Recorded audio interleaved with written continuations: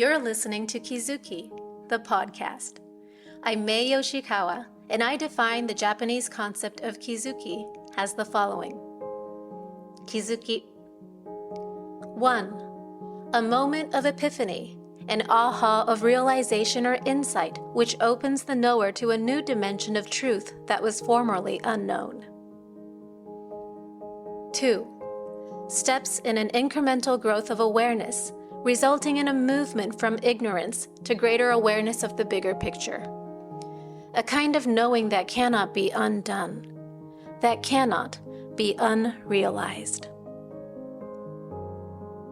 As a longtime yoga and meditation practitioner, a world traveler, and curious self-explorer, I'm obsessed with Kizukis. Listen on each week for inspiring and enlightening stories that may just tip you over for your next aha.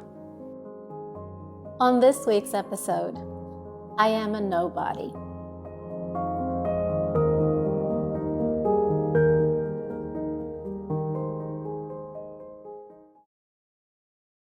Are you a somebody?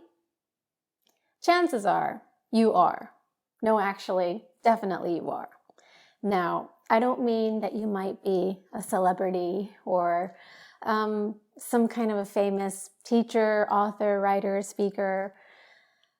It doesn't have to be all of that. But chances are you still think you're a somebody, as in you identify yourself with the roles you play and the things that you are supposed to carry out in your life. Maybe as a mother, a friend, a daughter, a son, a father, a husband, a teacher, a worker, an employer, an employee, you name it. But we all identify with the roles that we play. Now, the first time I came across this idea of being a nobody, I think I heard it like being a nothing or becoming nothing.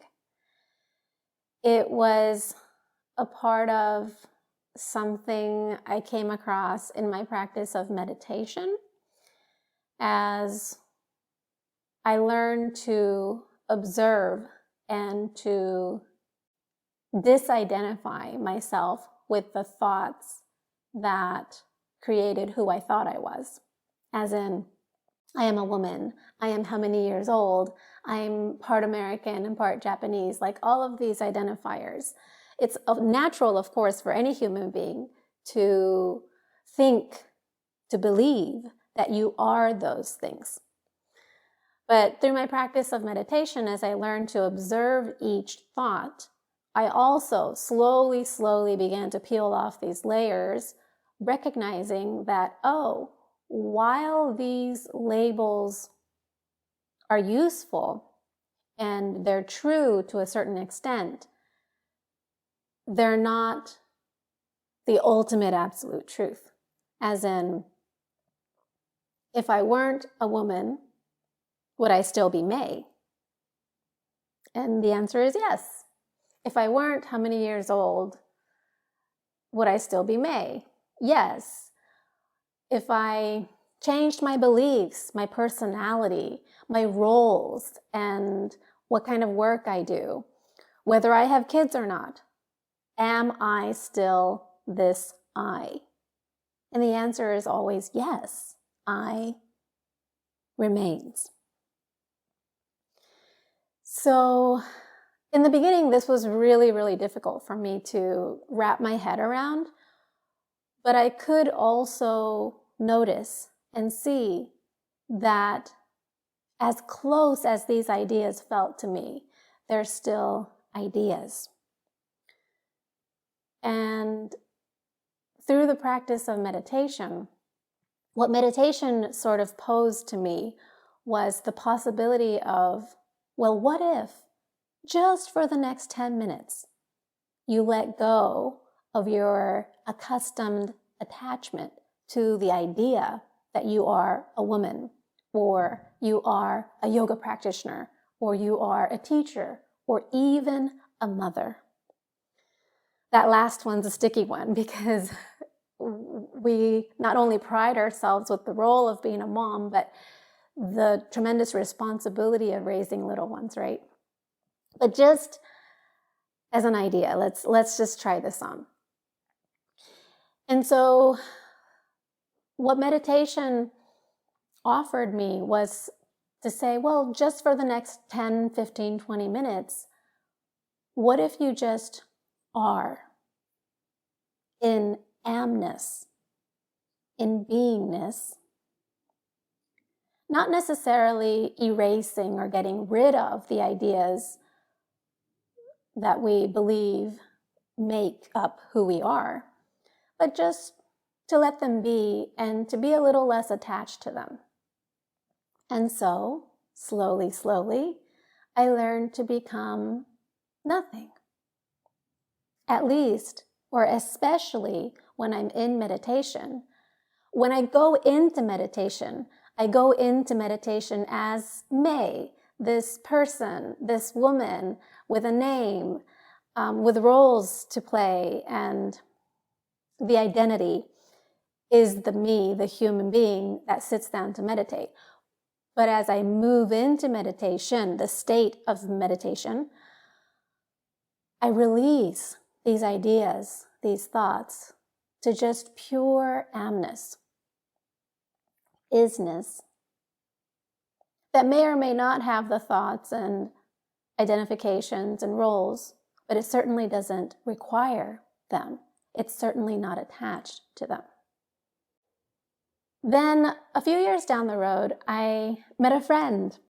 My friend Nelke Muho is a German-born Zen Buddhist monk based in Osaka in Japan. And I met him at an event. We connected. I really, really appreciate the depth and breadth of his knowledge and wisdom. And he's just such a wonderful, interesting character to share with us his path and all of the things that he's learned through Zen. I invited him to be a teacher of Zen meditation and sitting practices at my studio for many, many years. And one of the most impressionable stories that he tells from his years of practice is how, as a young German man, I think he must have been in his 20s, when he first met his teacher, a temple master, I believe in Hyogo Prefecture in Japan. Of course, he was this young man and he had the idea of what it means to become a Zen Buddhist monk, what it means to meditate, and what he can attain from all of these things. And his teacher, recognizing his thoughts and the attachment to these thoughts, said to him, "Omae wa nanimono demo nai," which means, you are a nobody. A bitch slap in the face. Go back to your place, kind of. You know, this young man who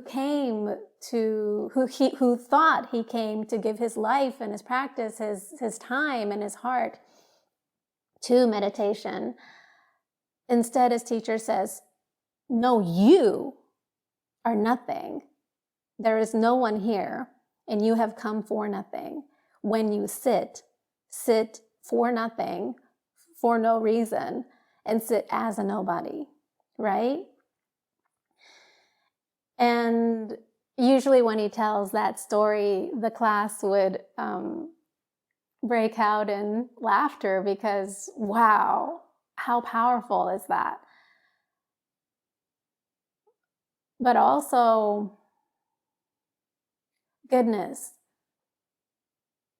how easily we all attach ourselves to the idea of who we think we are. Now, the piece I wanted to share with you today is this book I started reading just yesterday, actually. And it's a book on sacred mysticism of the Kabbalah. And it kind of is a workbook of the Tree of Life. And for whatever reason, I usually do a lot of my reading in English, but for whatever reason, I picked this book up in Japanese. And the author is a Japanese woman who traveled in the Middle East and in Israel to study some of these matters. And there's just one part that I feel pertains to this conversation of meditation and being a nobody. So I wanted to share this with you.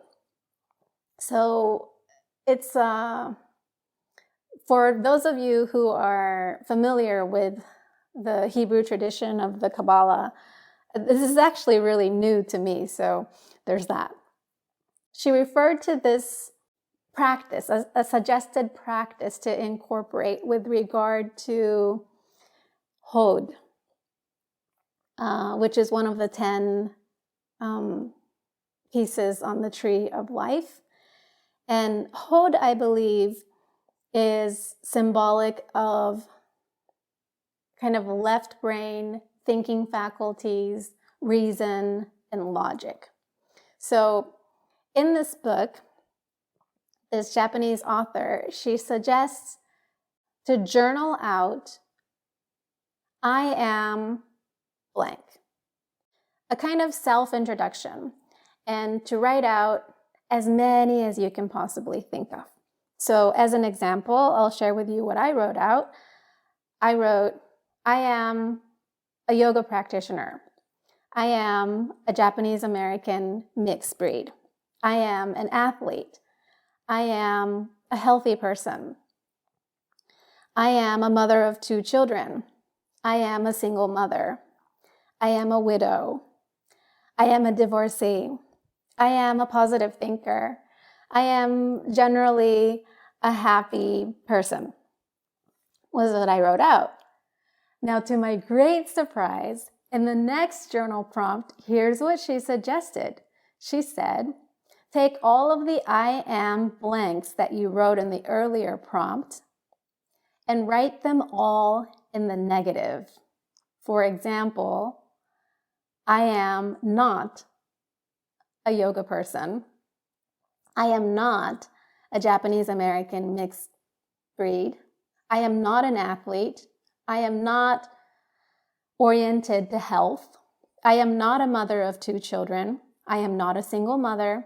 I am not a widow. I am not a divorcee. I am not a positive thinker. And I am not a generally happy person. Now you might think, what? What the heck, right? Like, it all sounds false. It sounds like a lie on the one hand. But get this. Here's where what she explained really coincided with what meditation offers, and also what my friend Nelke Mujo was portraying through his story, is that throughout the world, we all identify with the thought, I am so-and-so, such and such. We just never doubt it. In fact, if you tell me, May, I am not a Japanese American mixed breed, of course it sounds false, right? On that level, on a human surface level. But if you consider the fact that truthfully,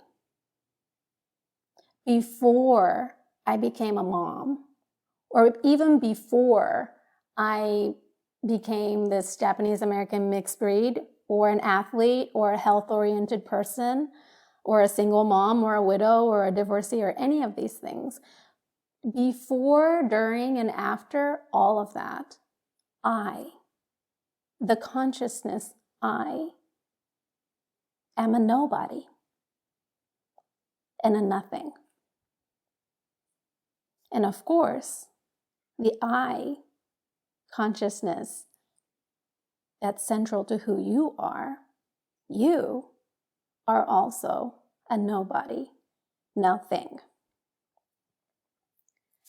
Now, how does that feel for you? Does it feel awkward, or does it feel far out?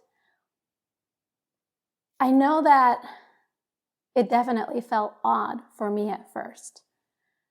But I also wanted to share this with you because there's something so freeing about the practice of disidentifying from all of the thoughts that you thought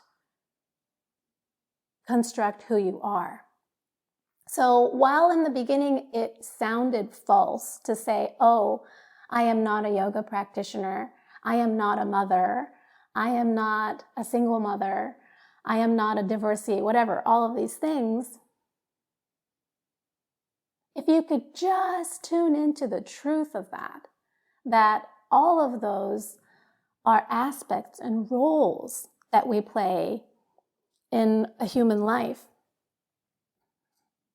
But on the level of consciousness, the ultimate truth is that I am a nobody. I am nothing.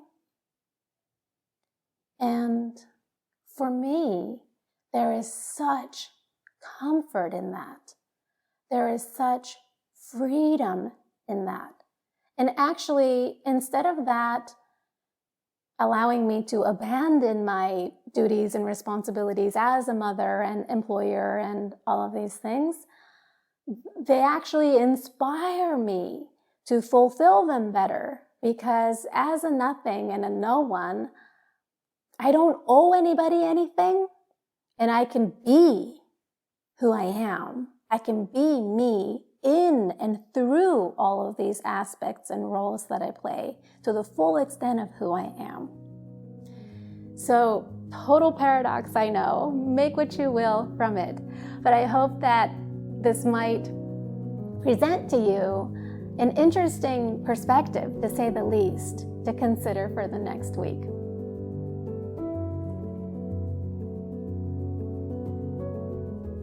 Thank you for listening.